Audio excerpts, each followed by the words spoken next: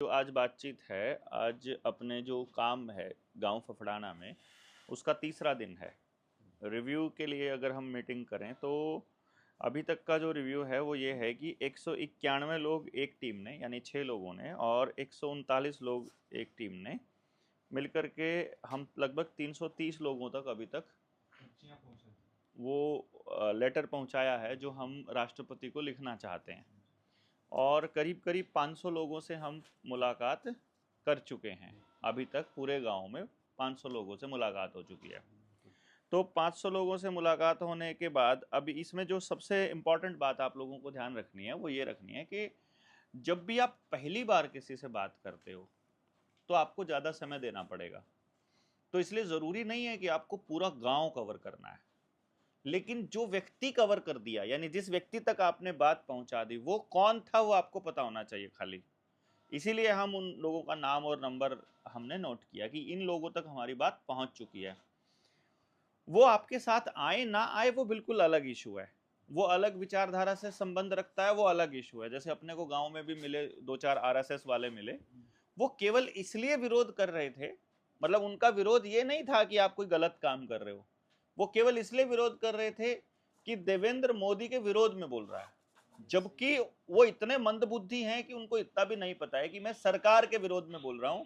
और चूंकि सरकार का नेतृत्व नरेंद्र मोदी कर रहा है तो सवाल किसी और से पूछने का मतलब नहीं है। घर के मुखिया के पास शिकायत लगाने जाएंगे, घर में बच्चा कुछ गलत कर दे तो देश में कुछ भी हो रहा है तो मुखिया को ही हम लोग टोकेंगे। तो ये एक बिंदु अपने को ध्यान रखना है। इसलिए हमारा पहला टारगेट जब भी कोई विजिट हो रही है तो पहला टारगेट ये रहेगा कि हम लोग मतलब नंबर ऑफ पीपल पे फोकस ना करें, बल्कि क्वालिटी पे फोकस करें।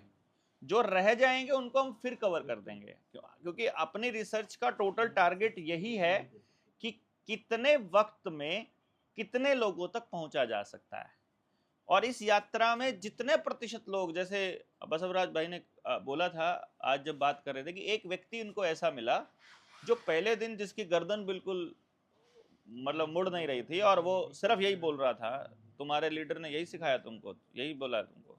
और वो फिर बाद में बात को सुनने के लिए तैयार हुआ, लेकिन उसके लिए चौथी मुलाकात में हुआ, यानी 4 मुलाकात के बाद वो कम से कम बात को सुनने के लिए तैयार हुए। That is a big thing कि हमारे साथी बातचीत को एंड तक लेकर जा रहे हैं, हम ये नहीं छोड़ रहे हैं कि तुम्हें बात क्यों नहीं समझ आ रही। और इस तरह से जब आप बात करते हो तो जब वो लोग आपस में बात करते हैं कि यार अपनी टीम आई हो, या यार जेएसएम की जनता सरकार मोर्चा वालों की टीम आई है, तो वो ये कुछ ऐसा कुछ कर रहे हैं, पता उनको पहली बार में पूरे पता बिल्कुल नहीं चलेगा। तो आपका टारगेट फर्स्ट अटेम्प्ट में केवल मैसेज देना है। ये बिल्कुल बीज बोने जैसा है। आपका मैसेज देने से कोई बदलाव नहीं आएगा, लोग इमीडिएटली क्रांति करने के लिए बिल्कुल तैयार नहीं होंगे, लोग आपकी बात सुनने के लिए भी नहीं आएंगे विचार से प्रभावित होकर। उन लोगों को आप अपनी व्यक्तिगत जो आपका कनेक्शन बना है, उस कनेक्शन की बदौलत उस मीटिंग प्लेस तक लाने में कामयाब हो जाओगे। बस उस मीटिंग में यदि हम अपना विजन ठीक से डिलीवर नहीं कर पाए तो वो उससे आगे हमारे साथ नहीं बढ़ेंगे। यदि उस मीटिंग में हम अपना मिशन भी क्लियर कर पाए और उन लोगों को ऐसा लगा कि इनसे जुड़े रहने में उनका लाभ है, तो वो आपसे जुड़ेंगे। उनका लाभ नहीं है तो वो नहीं जुड़ेंगे, क्योंकि ये जो लाभ का सिद्धांत है ये हर जगह रहेगा। पेड़ पौधों में भी कोई पशु पक्षी कीट उस पेड़ को तब तक मदद करता है जब तक वो पेड़ वापस उसको लाभ देता है। हर जगह पर यही होता है, आपके रिश्ते में भी यही होता है, चाहे पति पत्नी का रिश्ता हो, चाहे माँ बाप बेटे का रिश्ता हो, बाप बेटी का, जैसा भी रिश्ता हो, चाहे लाभ कुछ भी हो, यहाँ हम सब लोग व्यक्तिगत लाभ में बैठे हैं। मतलब कहने को हम निस्वार्थ हैं, पर हमारा सबका लाभ है इसमें। हमें कुछ भी मिल रहा हो, भले ही संतोष मिल रहा हो, भले ही हमको इससे खुशी मिल रही हो, तो मिल रही है ना, इसमें हमको मिल रहा है कुछ ना कुछ। इट्स नॉट लाइक कि पैसा ही मिलना मिलना नहीं होता है। हम जिस चीज की खोज में है वो अगर हमें मिल रही है तो मतलब लाभ है। तो लाभ का सिद्धांत चलेगा। और ये परस्पर लाभ चलता है, हमेशा लाभ ही रहेगा, कभी किसी का नुकसान नहीं होगा यदि उसके लेन देन में झूठ नहीं है तो दोनों पार्टियों का लाभ रहेगा। तो हमारा फोकस ये रहे कि परस्पर हम एक दूसरे को लाभ देते रहें। तो वहां जब मीटिंग में आएंगे तो उनको ये लगना चाहिए कि मल्टीपल एंगल, सबकी समस्या बच्चे की पढ़ाई नहीं है। किसी का बच्चा अभी 3 साल का है, जब वो बच्चा 3 साल का है तो उस बच्चे को कोई आप ये नहीं कह सकते करियर पर फोकस हम करेंगे, उसको अभी करियर की चिंता है ही नहीं उसके पेरेंट्स को। तो उसको जरूरत हो सकती है कि उसे स्वास्थ्य में हमसे कुछ मिल जाए, कहीं घर में कोई दूसरी, कोई बिजली वाले, पुलिस वाले या किसी और की बदौलत या उसकी वजह से उसकी जिंदगी में थोड़ी बहुत परेशानी हो, ये भी एक संभावना हो सकती है। तो उसको हमें सारा मैसेज देना है कि हम क्या क्या हमारे पास है, हमारी दुकान में क्या क्या रखा हुआ है, पूरा ब्रोशर उसे देना है। वो हम अगली विजिट में देके जाएंगे जब हम अपना विजन डॉक्यूमेंट भी उनको देंगे कि क्या करना चाहते हैं हम, हमारा क्या मिशन है, कि शिक्षा पर हम क्या करना चाहते हैं, स्वास्थ्य पर हम क्या करना चाहते हैं। अभी फिलहाल हम केवल जनता के अंदर इस विचार को डालना चाहते हैं कि कोई लोग हैं जो आपके बच्चों की एजुकेशन पर काम करना चाहते हैं और उस मिशन को गांव के लेवल पर लेकर जाना चाहते हैं। चूंकि घर से उठकर आप आए हो और मैं भी घर से उठकर आया हूं, चंडीगढ़ से उठकर आया हूं, तो अब उनको एक सवाल उठेगा दिमाग में, ऐसे तो साला कोई नहीं आता है बिना मतलब के, जरूर कोई बड़ा मतलब होगा। ये सवाल उनके दिमाग में कौंधता रहेगा। उस सवाल का जवाब समय देगा, हम भी नहीं दे सकते, क्योंकि आप किसी को बात तो बता सकते हो, मानने के लिए मजबूर नहीं कर सकते। आदमी मानता वही है जो पहले से मानने के लिए तैयार हो चुका है, सुनता भी पूरी बातचीत में से उतना ही हिस्सा है जितना उसने पहले से ही मान रखा है। इसलिए कभी भी किसी को भी समझाने के लिए जिद नहीं पकड़नी है, अपनी बात जरूर ईमानदारी से रखनी है। जहां उम्मीद दिखाई दे रही है, जहां सामने वाले का प्रश्न आ रहा है, उस प्रश्न का उत्तर ईमानदारी से देना है, किसी को दबाने के लिए या जबरदस्ती समझाने के लिए नहीं। हाँ, समझाने के लिए तो जरूर, साबित करने की कोई जरूरत नहीं है। वो कुदरत परमात्मा सब देख रहा है, तो वही हमको साबित करना है, वही हमको बताना है। सो हमारा जो फर्स्ट अटेम्प्ट है वो यही होगा हमारी जो इस यात्रा का, क्योंकि कल आपका यात्रा का इसका आखिरी दिन होगा, तो कल आपको ये जो कलर वाले हैं ये भी मिल जाएंगे और वाइट वाले हैं वो भी मिल जाएंगे। तो कल आपको दे आना है, और जिसके घर में भी आप जाओगे वो आपको वापस दे या ना दे, आपको अपनी डायरी पर तो नोट कर ही रहे होंगे कि मैं इसके घर में गया था, इसका ये फ़ोन नंबर है। तो जिनके आ चुके होंगे हम वहाँ मार्क कर लेंगे आने वाले टाइम में, और जिनके नहीं आए होंगे, क्योंकि अगली टीम जो आएगी वो यहाँ से कैरी ऑन करेगी, आगे करेगी। हम आपका टोटल जो जितना टास्क हमने किया, इस टास्क के पूरे नंबर ऑफ आवर्स, कितने घंटे हमने काम किया और किस तरह से हमने काम किया, वो हमने पूरा कैलकुलेट करके सबको बता दिया है। वो कैलकुलेशन के हिसाब से हम ये बता देंगे कि 4 दिन में 288 घंटे के काम में, या आज हमने ज़्यादा किया है तो कल हम ज़्यादा करेंगे, कल हम पूरा दिन भी लग सकते हैं। मतलब कल का दिन ज़रूरी नहीं है कि हम दोपहर में आराम करें या जैसा भी हो, जैसा भी आप लोगों को ठीक लगे, it's up to you, but there is a chance, क्योंकि कल हमारा आखिरी है एक तरह से कार्यक्रम से पहले, तो हम उसमें मैक्सिमम लोगों तक लेके जा सकते हैं। बल्कि यहाँ तक भी कर सकते हैं कि जितने लोग आपको मिले हैं अभी तक, जिन लोगों ने आपकी मदद की है, जैसे आपने कुछ लोगों ने बताया कि गांव के कुछ साथी ऐसे हैं, वो आपके समाज की पूंजी हैं, जिन लोगों ने खुद से उठकर आपकी मदद की है। यदि मैं आपके साथ होता, यदि मैं गांव में घूमता, तो ज़्यादा लोग आते अपनी मीटिंग में और ज़्यादा लोग निकल कर आते। लेकिन मैं आपको मेरे क्लासमेट मिले होंगे, लोग मिले होंगे जो यहाँ पढ़ते थे, बताया होगा कि यार बहुत होशियार था, हमारे गांव की शान था, बहुत शरारती था, ठीक है, मतलब वो हमारी जान था, पूरी टीम की मतलब मैं जान हुआ करता था यहाँ पे। जितने भी लोग, मतलब जो टीम बन गई उस टीम में अपन सबसे आगे ही रहते थे उसी यहाँ पे भी। तो वो सब मतलब एज अ लीडर ही मुझे यहाँ देखते हैं जब भी जाते हैं। तो वो सारे साथी बिल्कुल साथ हो लेंगे, उसी टाइम दिन रात लगा देंगे, यदि मैं एक बार उन तक चला जाऊं तो, उनके घर तक चला जाऊं तो। पर मैं नहीं गया हूं। कारण मुझे अपने गांव को ये बताना है कि तुमको आदमी के साथ नहीं जुड़ना है, तुमको जुड़ना है विचार के साथ। वो विचार कोई भी लेकर आए, इस विचार को अगर देवेंद्र बलहारा नहीं कर रहा, कोई भी कर रहा हो, क्योंकि आपके गांव में आप नहीं कर रहे होगे उस विचार को, वहां फिर आप इस, मान लो एजुकेशन का काम है तो आपको देवेंद्र का नाम लेना पड़ेगा ना, कि एजुकेशन का कॉन्सेप्ट देवेंद्र भाई हैं, वो आएंगे या उनके साथी कोई आएंगे या उनकी टीम का कोई आदमी आएगा, यानी वहां आप नहीं हो। तो इसलिए मैं यहां से गायब हो रहा हूं, क्योंकि मैं यहां से निकलूंगा नहीं तब तक वो बात नहीं बनेगी। तो वहां आपको अपने गांव में या जहां भी जो आदमी अपने गांव में करना चाह रहा है वो उस विचार को लेकर के जाए।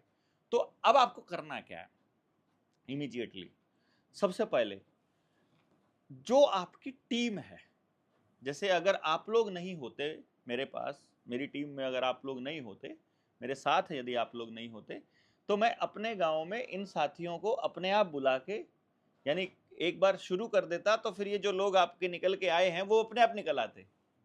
मतलब जरूरी नहीं है ना कि हमको बंदा बाहर से ही लाना पड़े, हो तो बहुत अच्छी बात है, नहीं हो तो भी कोई इश्यू नहीं होता है। मतलब पर्पस एक बार गांव तक बात लेकर जानी है। पहले दिन हमारे पास पैम्फलेट नहीं था तब भी काम चल गया, दूसरे दिन भी नहीं था तब भी चल गया, तीसरे दिन आ गया तो और अच्छा हो गया, चौथे दिन कलर वाला आ गया और अच्छा हो गया, हमारे पास विजन डॉक्यूमेंट भी हो और अच्छा हो जाएगा। तो जैसे जैसे आप करते जाओगे आपको एक्सपीरियंस आता जाएगा। पहली बार में आपके अंदर इतना सब्र होना चाहिए कि चाहे कितना ही वक्त लग जाए, फर्स्ट टाइम अच्छे से करो, क्योंकि दूसरी बार कभी वक्त नहीं लगेगा आपको अच्छे से बात बताने का, कभी भी नहीं लगेगा। एक बार आप जहां तक चले गए, अगर कहीं भी कोई भी काम है, मान लो यही काम यदि आप कहीं और करोगे तो इस मन से नहीं कर पाओगे अब, क्योंकि आपने ये वाला काम यहाँ पर कर लिया है ना, जो यहाँ पर किया है, ये अब आप कहीं और नहीं कर पाओगे। नाउ यू आर रेडी, कि जैसे मैं आपके सामने बैठ करके इसकी बात कर रहा हूँ रिपोर्टिंग की, तो अब आप उस टीम को लीड करने के लिए तैयार हो। अब आपको मालूम पड़ गया है, तो आओ भाई मैं तुमको बताते हैं ये करना है तुमने। तो मैं अब आपको ये बता सकता हूँ कि इस वो जो गांव में निकलेंगे, एक बार उनको अपने हाथ से करना है खाली, फिर आपका तजुर्बा हो जाएगा, फिर आप मतलब अगले स्टेप पे बढ़ने के लिए तैयार हो जाओगे। तो पहली बार में टाइम जितना भी लगे आपको लगा लेना है, उससे घबराना नहीं है। सेकंड टाइम में ऑटोमेटिकली टाइम कम लगेगा। अभी आपको मैं एक बात बताता हूँ, आप में से किसी के साथ ऐसा हुआ कि आप फर्स्ट टाइम गए, फिर आप सेकंड टाइम गए, और यदि आपकी जबान से तीसरी बार आपने बोल दिया कि आपको आना है, तो बंदा अपने मुंह से खुद ही बोल दे हाँ भाई आएंगे आएंगे, बात काट के बोलते हैं ना है कि भाई हम आएंगे, भाई यही होता है। मतलब आपको तीसरी बार जाने से ही वो बोलते हैं हम आएंगे, जरूरी नहीं है कि आएंगे, ये बिल्कुल दिमाग में मानकर चलना। यदि आपको 200 लोगों ने बोला है हम आएंगे, तो ये मानकर चलो 50 ही आएंगे बस। मतलब तो आपको क्या रहना है, मिनिमम मैं खुद ये चाहता हूं कि अपनी मेहनत का कम से कम रिजल्ट यहां पर आए, ज्यादा से ज्यादा नहीं, क्योंकि हमको अपने मिनिमम लेवल से शुरू करना है, समझ गए ना, मिनिमम लेवल से। यदि हम मिनिमम लेवल से शुरू करेंगे तो लंबे चलेंगे। इस दौरान आपकी इस टीम की सबसे बड़ी ब्यूटी क्या रही कि हमारी टीम में एक भी व्यक्ति ऐसा नहीं है जो नेगेटिव हो, जो नकारात्मक हो। तो यदि कोई नकारात्मक आदमी होता है तो हमारी ऊर्जा उस पर भी लगानी पड़ती है। तो पहला कोशिश यही करनी है कि स्लो चलो, बहुत आराम से चलो। उस आराम से चलने में आपका जो नेगेटिव आदमी है, जिसको जल्दी है, जिसको जल्दी से रिजल्ट चाहिए, जिसको माल खा के भागना है, वो धीरे धीरे अपने सारे रंग दिखाएगा, वो तो आराम से वो अपने आप दूर हो जाएगा। तो उसमें हाँ तो मेरा इसमें एक प्रश्न था, हाँ जैसे हाँ कि कोई व्यक्ति थोड़ा सा भी 10% भी नेगेटिव हमें अगर मिल रहा है, और तो क्या हमें कोशिश करना चाहिए कि उसकी नेगेटिविटी दूर करके उसे अपने साथ जोड़ लें? देखो नेगेटिविटी के ना कई प्रकार होते हैं विष्णु भाई। जी जी। एक नेगेटिविटी होती है व्यक्ति के बचपन के माहौल से पला बढ़ा ही नेगेटिव है। एक नेगेटिविटी होती है कि वो किसी ऐसे संगठन से जुड़ गया है जिसकी एक विचारधारा बिल्कुल ऐसी है, वो उससे बाहर नहीं सोच पाएगा। तो आपको उसकी नेगेटिविटी देखनी है कि वो नेगेटिविटी व्यक्ति के प्रति है, विचारधारा के प्रति है, या उसका एंगल ही अलग है। एक तो पहले तो ये देखना है जी। अगर आपको उस व्यक्ति की नेगेटिविटी पे काम करने की आदत पड़ गई, किसी जी। की नेगेटिविटी पे काम करने की आदत पड़ गई, हाँ हाँ। तो आपका मैक्सिमम समय लोगों की नेगेटिविटी पे काम करने में ही बीत जाएगा। अच्छा। कुदरत का ये कमाल का नियम है, वो आपसे ये पूछती है आप सचमुच क्या चाहते हो, आप सचमुच आगे बढ़ना चाहते हो या इनको ठीक करना चाहते हो। तो जैसे ही आप एक व्यक्ति की नेगेटिविटी दूर करने लगोगे, आपको एक और व्यक्ति मिल जाएगा जिसके अंदर नेगेटिविटी होगी, और अब आप दोनों की नेगेटिविटी दूर करने पे लग जाओगे और आप वहीं खड़े रहोगे। कुल मिला के जैसे वो आप, बाधक है। और वो बाधक है। जैसे आपने वहां पर जब महिलाओं से जब आपने बात की और वहां चिकित्सा पे जब बात की, तो उनको तकलीफ थी, तो आपने उनको कहा कि कल सुबह मैं आपको देखने के लिए आऊंगा। यदि आप गलती से उनको देखने के लिए चले जाते, तो आपका कोई काम नहीं होता। और उनको देखने के लिए उनको बुलाओ ना, आप क्यों जा रहे हो? तकलीफ उनको है, आपको देखना है, तो हम अनाउंसमेंट करके वहां बुलाएंगे उसी कार्यक्रम के अंदर। इसलिए वो रुक गए हम, तो वो फायदा होगा, तब हम लंबे समय तक देखेंगे उनको। अदरवाइज ना ये कर पाते ना वो कर पाते। हज़रत। जिस वक्त जो करने निकले हो वो करना है। आप शुरुआत में क्या करने चले हो? अपने विजन को डिलीवर करने चले, बीज डाल दिया, वहां पत्थर पड़े हैं, बंजर जमीन है, नहीं होगा भाई। उस जमीन को, बंजर जमीन को उपजाऊ होने में भी समय लगता है। अभी उसको छोड़ दीजिए, उस पर समय मत लगाइए, उस व्यक्ति तक पहुंचने की कोशिश कीजिए जो ऑलरेडी आपका इंतजार कर रहा है, जो आपकी विचार से सहमत है। वो एक है। हो सकता है कि आप एक गली मोड़ करके आगे जाओ तो आपको दो मिल जाएं जो पॉजिटिव ही पॉजिटिव हो, और जो शायद आपके जैसे विचार के ही इंतजार में खड़े हैं। इंतजार कर रहे थे, बिल्कुल मैं भी यही कहना तो इस चाह रहा गांव था। में है, ऑलरेडी हुआ आपके हाँ साथ, बिल्कुल, कई बार हुआ। कई बार हुआ। तो इसलिए क्या करना है आपको, जैसे ये दिखाई दे वो नेगेटिव वाले को छोड़ो, उस पर ऊर्जा नहीं लगानी। क्योंकि अभी हमको, जैसे मैं कई साथियों से बात हो रही थी, तो जब ये बात होती है, मैं हमेशा एक बात कहता हूं, शुरू में आपको अपने साथ चलने वाले लोगों की एक टीम तैयार करनी है। सबसे इंपॉर्टेंट है ये कि आपके पास कोई ऐसे 5, 7, 10 लोग होने चाहिए कि आप एक व्यक्ति को कॉल करो तो एक तो उन तक बात अपने आप पहुंच जाए और वो आपके साथ खड़े होने के लिए तैयार है। जैसे उस दिन मेरी गाड़ी में पंचर हुआ, हाँ। रात को 1 बजा था, तो पंचर हो रहा है, अपन बात कर रहे हैं फोन पर, और वहां हमारी टीम में से एक आदमी कह रहा है तुम यहीं क्यों खड़े हो? जब फोन आ गया है कि पंचर हो गया तो चल तो पड़ो। बिल्कुल। वो बोला कि नहीं, देवेंद्र भाई ने बोला है कि अभी हम इंतजाम कर रहे हैं, नहीं हुआ तो चलेंगे। बोला अभी चल पड़ते हैं, अगर उन्होंने कह दिया कि आ जाओ तो हम आधा रास्ता कवर कर चुके होंगे, और उन्होंने कह दिया नहीं तो हम वापस आ चुके होंगे, वैसे भी तो जाग ही रहे हैं। बिल्कुल। तो ज्यादा से ज्यादा हमारा पेट्रोल का ही तो खर्चा आएगा, टाइम तो हमारा वेट में इतना ही लग रहा है। मतलब उसको, वो ऐसे लोग जो तत्पर रहे रात को 1 बजे भी कॉल आते ही निकलने के लिए, एक ऐसी टीम आपके पास होनी चाहिए। वो टीम आप जहां काम करते हो, जहां आपने मिशन शुरू किया है, जहां आपने संगठन शुरू किया है, या जहां आप रहते हो वहां के आसपास ही होनी चाहिए। क्योंकि इस काम में, जिस काम में अपन निकले हैं, आप पूरी एस्टैब्लिशमेंट के को चुनौती दे रहे हो, जो पूरा एस्टैब्लिशमेंट सिस्टम कर रहा है। उस पूरी एस्टैब्लिशमेंट को चुनौती देते हुए आपका सत्ता से टकराव होगा ही होगा। बिल्कुल। प्रशासन से, सत्ता से, किसी ना किसी तरह से। धर्म सत्ता से भी हो सकता है, राजनीतिक सत्ता से भी हो सकता है, प्रशासनिक सत्ता से भी हो सकता है, शैक्षणिक सत्ता से भी हो सकता है, चिकित्सा वाले भी आपके खिलाफ हो सकते हैं। मतलब आपका वो हो सकता है। अगर वो होता है तो भैया जी फिर आपको ऐसे लोगों की जरूरत पड़ेगी, कम से कम वो उसकी जानकारी तो बाकी दुनिया, देश दुनिया तक पहुंचा दें। तो इसलिए ये जरूरी है। फिर आपको अपनी व्यक्तिगत बात कहनी जरूरी है, तो आपका अपना एक ऑरा बनना जरूरी है। आपका जो अपना ऑरा बनेगा। बस एक बात का ध्यान आपको लोगों को सबको रखना है, आप सब लोगों के अंदर मैं एक लीडर देखता हूं, तो यदि मैं आप में लीडर देख रहा हूं तो कम से कम एक विचार आपका ओरिजिनल होना चाहिए।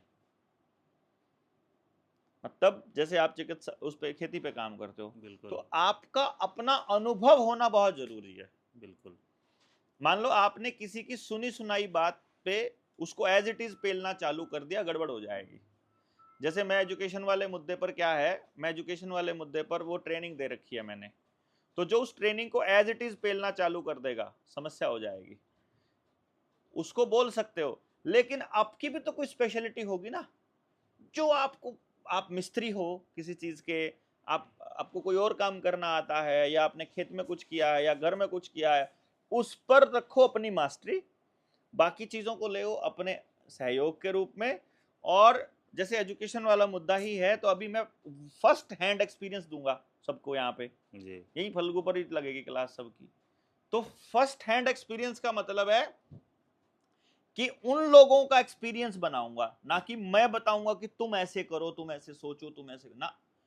फर्स्ट हैंड एक्सपीरियंस, जैसे अभी आपका जो हो रहा है एक्सपीरियंस, ये बिल्कुल फर्स्ट हैंड एक्सपीरियंस है। बिल्कुल। ये मौका मिल रहा है किसी बहाने से हमको फर्स्ट हैंड एक्सपीरियंस। तो अब जो आपके विचार हैं सब देखोगे ना, काम करने का तरीका वो सब, तो ऑटोमेटिकली वो जेन्युइन और ओरिजिनल निकल के आएगा। कुछ भी मुझे मैनिपुलेट करना नहीं पड़ेगा, बोर्ड पे खड़ा होकर क्लास देनी नहीं पड़ेगी कि आपको ऐसे करना है, आपको ऐसे करना है। वो मैंने पहले बता दिया था, जर्नल ऐसे लोग मिलेंगे, इनको ऐसे टैकल करना है, इनको ऐसे, वो अपने पिछले उसमें देख लिया है। तो इसलिए ऊर्जा को बहुत सोच समझ कर खर्च करना है। पहला जो टास्क है पॉजिटिव लोगों पर लगाना है। पॉजिटिव लोगों की संख्या जैसे ही आपके ग्रुप में ज़्यादा हुई, वो नेगेटिव आदमियों की नेगेटिविटी अपने आप समाप्त हो जाएगी, और फिर उन लोगों को आपके साथ आने के लिए आपकी कंडीशंस पर चलना पड़ेगा। मैंने ये ट्राई किया था, मैं आपको बताता हूँ। मैं देख रहा था, जैसे कुछ लोगों ने मुझसे पूछा कि तुम चंडीगढ़ क्यों गए, तो मैंने कहा कि क्योंकि मैं गांव फफड़ाना में बैठ करके काउंसलिंग की बात करूंगा, तो अमेरिका से आने वाला आदमी या कहीं आने वाला आदमी वो ये कहेगा फफड़ाना में जा करके काउंसलिंग करनी है मतलब करवानी है, तो पॉसिबल नहीं है। चलो करनाल तक भी चलेगा, असंध में भी थोड़ी आएगा कोई मतलब इस तरह से करने, क्योंकि ये उनका माइंड सेट बना दिया। तो फिर मैंने काम किया चंडीगढ़ जाकर, काम करना था मुझे करनाल में, तो मैं चंडीगढ़ से आता था। तो क्यों, चंडीगढ़ वाला बंदा है तो चंडीगढ़ वाला, तो उससे वो ऑरा बना। लेकिन एक वक्त आया जब मैंने उस नाम को इस तरीके से डिजाइन और बना लिया कि मैंने एक टेस्टिंग किया। एक दिन मैंने फोन किया, मैंने उसकी काउंसलिंग करना नहीं चाह रहा था, तो मैंने जस्ट खाम खाई बिना मतलब मैंने बोला अभी टाइम नहीं है, और अगर अभी अपॉइंटमेंट, बोले अभी चाहिए जी अर्जेंट में है, तो मैंने कहा टाइम नहीं है अर्जेंट में। तो मैंने उसी दिन से मैंने शुरू किया था अर्जेंट अपॉइंटमेंट का एक्स्ट्रा पेमेंट लेना। मैंने कहा आपको अर्जेंट में चाहिए ना, महीने के अंदर अंदर अगर आपको टाइम दूंगा तो 20,000 रुपये एक्स्ट्रा लूंगा। बोला जी डन है। मैंने लेना नहीं था। मैंने अभी तक जो मैंने अपने चार्जेस बढ़ाए थे ना जो शुरू से, मैंने समय बचाने के लिए बढ़ाए थे कि यार मैं इतना समय नहीं दे सकता इनको, और मुझे इस बंदे से बात ही नहीं करनी है, तो मैंने रेट डबल बोल दिया एक जगह पे। मैंने कहा मैं इतने पैसे लूंगा, बोला दिया। मैंने और बढ़ा के बोल के देखा, वो भी दिया। मतलब जब मैं 1.25 लाख रुपए अपॉइंटमेंट के चार्जेस ले रहा था, तब मुझे लगता था कि मैं 1.25 लाख रुपए का सामान इनको दे पाऊंगा, बिकॉज अपॉइंटमेंट का 1.5 लाख रुपया अभी जैसे अपन ले रहे हैं, तो मुझे लगता था 1.5 लाख रुपया यार वर्थ भी है कि नहीं किसी बच्चे की उसका। क्योंकि ऐसा क्या है जो बेसिकली वो किताब में वो रिपोर्ट तो नहीं हो सकती 1.5 लाख रुपए की, ऑब्वियसली वो तो उसको तो क्या खर्चा ही क्या है ना, वो तो जो लग लिया, वो तो जो सिस्टम सॉफ्टवेयर बनाने में जो 15-20-30 लाख रुपया लग गया, वो तो लग गया, वो तो पूरा भी हो लिया कब का। बात है कि उसमें तो नहीं लग सकता। तो देन क्या चीज है जिसका ये 1.5 लाख जो वो दे रहे हैं? असल 1.5 लाख क्या है? असल क्या है कि मैंने देखा है, मैं आपको एक चीज बताता हूं। मैंने जब इसको बिल्कुल शुरुआती दौर में, जब वहाँ तो मैं चंडीगढ़ तो करता था, अपने दोस्तों के बीच लेकर आया जब मैं इसे, कि मैं अपने दोस्तों के बच्चों का भला करना चाहता हूँ, तो मैंने ज़बरदस्ती उनके बच्चों की काउंसलिंग करी। मैंने, अच्छा। हाँ, और मैंने सोचा कि ये लोग पैसा देंगे नहीं। हम्म। 2012-11 की बात बता रहा हूँ मैं, 12-13 उस टाइम पे। मैंने बोला ज़बरदस्ती काउंसलिंग करूँगा। बोले चल ठीक है कर दे। तो मैंने कहा पैसे भी लूँगा। बोले कितने लेगा? मैंने बिल्कुल मिनिमम रेट बोला, 3000 रुपया लूँगा। अच्छा, 3000 मात्र? 3000 मात्र। बोले 2 बच्चे हैं मेरे। मैंने कहा ठीक है, दोनों के 3000 दूंगा। मैंने कहा ठीक है। बोला काउंसलिंग के बाद दूंगा। मैंने कहा ठीक है। मैंने दोनों बच्चों की काउंसलिंग कर दी। वो तब 5-6 साल के, 5-5 6-6 साल के बच्चे, जुड़वा बच्चे थे। मैं एक स्टोरी बता रहा हूँ, ऐसे कई सारे वाक्य हैं। दोनों बच्चों की काउंसलिंग कर दी। 2013 की बात है। बिल्कुल सही बात है, 100% सही है, मान गया, लिख के लिखाया उनकी उस पर, और रिपोर्ट उनको पकड़ाया है। आज 2025 हो गए, 12 साल हो गए हैं, बच्चे शायद 12वीं पास कर चुके होंगे। मेरी बात कितनी मानी नहीं मानी मुझे नहीं पता, पर मेरे 3000 आज तक नहीं आए हैं।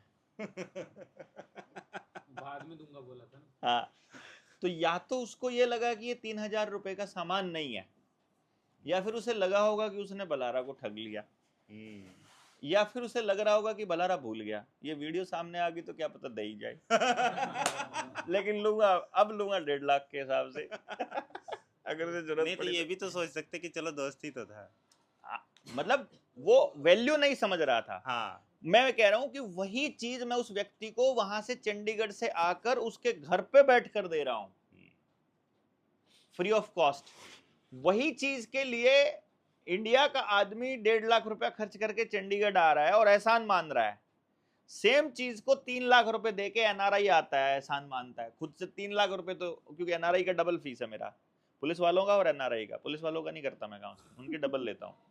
ठीक है। ठीक। तो वो लेता है, तो अब उनसे मैं ले रहा हूं डबल।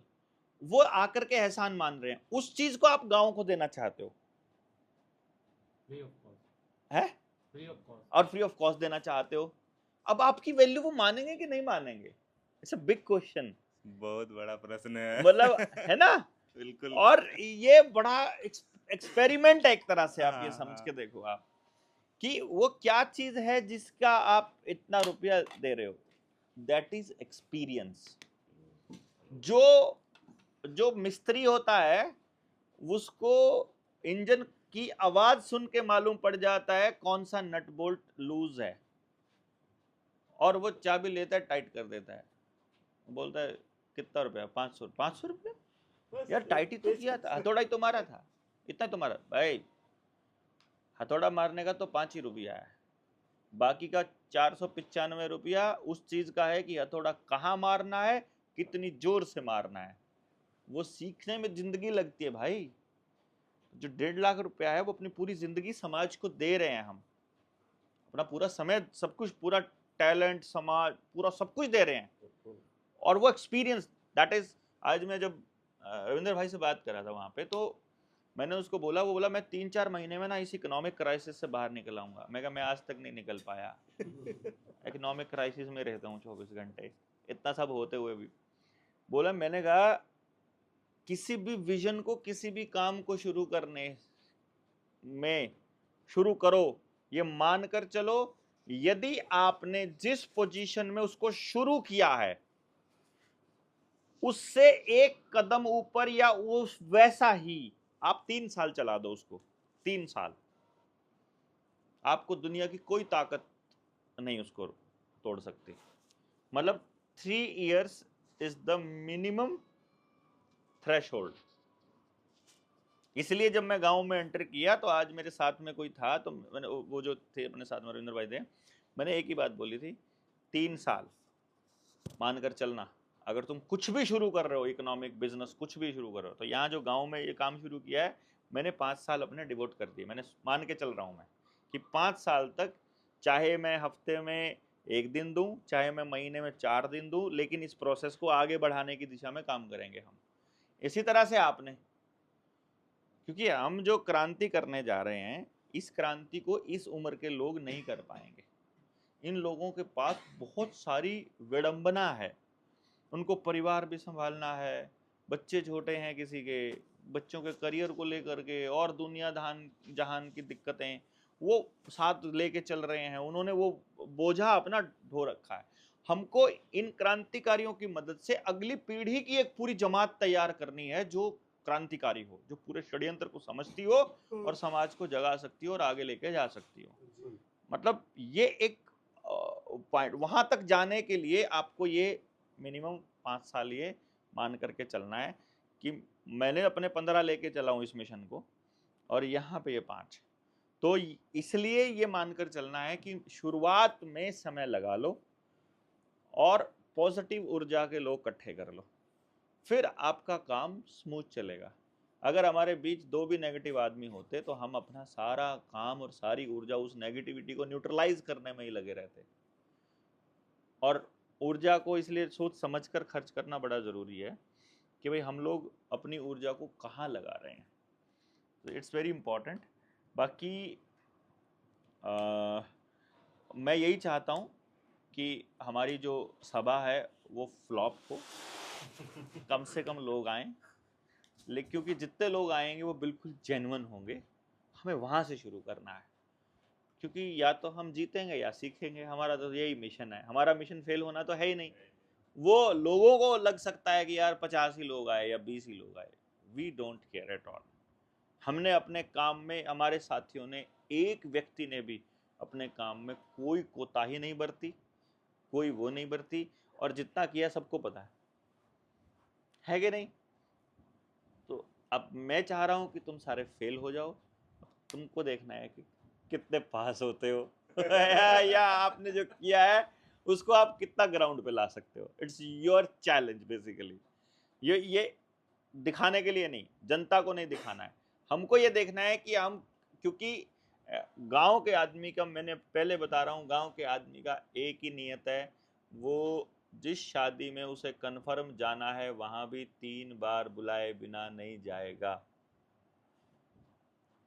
वो SMS भी चाहता है, वो व्हाट्सएप भी चाहता है, वो कार्ड भी चाहता है, और फ़ोन कर दो तो और अच्छी बात है, जाइए बुलाने चले जाओ तो अच्छी बात है। वो चाहता है कि कम से कम रिमाइंड हो जाए, अनटिल एंड अनलेस वो नेताजी ना मानता हो, उसको हाजिरी मारने ना जाता हो। हाजिरी मारने जाना हो तो फिर तो बिना बुलाए भी चला जाएगा, लेकिन वो उसकी बात है जहाँ उसे लग रहा है कि सामने वाले का फ़ायदा है। तो यहाँ शायद दुनिया को लगे कि हमारा लाभ है, यकीनन हमारा लाभ है, हम अपने लाभ के लिए सारे लगे पड़े हैं, लेकिन हमारे लाभ में सबका लाभ है। ये ऐसा लाभ है जिसमें सभी का लाभ है। तो चौथे दिन की इस तीसरा दिन है आज हमारा ना, चौथा थोड़ी है, 6 को हम लोग रात को पहुंचे थे यहाँ, तो 7, 8, 9 ही तो है आज तीसरा ही दिन है, ठीक है। तो अपना चौथा दिन अपना कल है, तो 4 दिन की आउटपुट आपको देनी है। आउटपुट को रोज़ आपने नोट करना है। जब समाज के काम में जाओ तो एक बार रिव्यू ज़रूर लिखना है कि मैं इतने लोगों से मिला, इतने लोग पॉजिटिव लगे, इतने नेगेटिव मिले, इस आदमी ने बहुत साथ दिया, ये आदमी इस टाइप का, ये आदमी इस टाइप का। जब आप अपनी डायरी में नोट करके रखोगे तो वो आपको आने वाले वक्त में बहुत मदद करेगी। तो ये जो डायरियाँ हैं इनको ऐसे वेस्ट नहीं करना है। तो ये जितना हो सके इसका डॉक्यूमेंटेशन आपके पास होना चाहिए। तो सारा डॉक्यूमेंटेशन जब एक जगह पर होगा तो जो अगली टीम होगी वो उसको यहीं से कैरी करेगी जहां आप छोड़ कर जाओगे। और आपको काम इसी तरीके से करना है। जो अपना जनता सरकार मोर्चा का जो अपना मिशन है, क्या है वो, क्या है, हमको एंड पॉइंट पे तो जाना ही नहीं है, हमको तो अगली पीढ़ी को रास्ता दिखाना है। उसका डॉक्यूमेंटेशन नहीं होगा तो कैसे दिखाएंगे रास्ता कि ये कर चुके हैं, ये तरीका है, ऐसे करना है। कोई भी आदमी इतना समय, इतनी ऊर्जा समाज को, जनता को सिखाने पे नहीं लगाता है, उसको अपना लेने की जल्दी पड़ी रहती है। तो यहाँ पर अपन गालियाँ इसीलिए खा रहे हैं। मैं चाहूँ तो नेगेटिविटी को कभी भी न्यूट्रलाइज कर सकता हूँ। मुझे डिप्लोमेटिक स्टेटमेंट देनी भी आती हैं, मुझे मीठा बोलना भी आता है, मुझे पॉलिटिक्स खेलनी भी आती है, बिना नाम लिए, बिना किसी को करे, सब कुछ संभालना आता है। आई नो वेरी वेल जब दुनिया को सिखाते हैं और जब इन चीज़ों की ट्रेनिंग देते हैं और पैसे लेते हैं, तो ये काम हम अपने संगठन में नहीं कर सकते क्या? पर अपने संगठन में ऐसा करने का हमारा कोई इरादा नहीं है बिल्कुल, क्योंकि ये एक एक व्यक्ति को सिखाना पर्पस है। उसमें सबसे ज़्यादा गालियाँ मुझे पड़ने वाली हैं। हम पहले से घर से गालियाँ खाने ही निकले हैं। गोलियाँ भी लग सकती है तो गोलियाँ खाने भी निकले हैं। मार भी पड़ सकती है तो उसके लिए भी तैयार है। जेल भी होते तो उसके लिए भी तैयार है। तो वो जैसे वो कह रहा था ना, वहाँ से आ रहे थे, गाड़ी में कुछ सामान रख रहे थे, तो मैंने क्या किया, इसके ऊपर ना पहले तो ये रख दिया, प्रिंटर रख दिया गाड़ी में जब आते हुए वहाँ से करनाल से, फिर ऊपर ये सामान रख दिया, फिर और सामान रख दिया।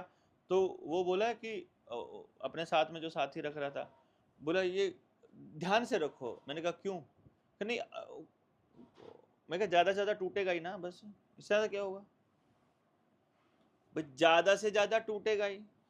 अभी जब बात होती है तो हम क्या कहते हैं भाई, ज़्यादा से ज़्यादा मरेंगे ही ना, तो वैसे भी मरना है भाई। अपना जेल हो सकती है, मार खा सकते हैं, गालियां खाएं, ये सब तो है नॉर्मल चीजें। हद से हद क्या होगा इसमें? मौत। हद से हद है ना, वो तो वैसे भी होनी तो फिर काहे की टेंशन है?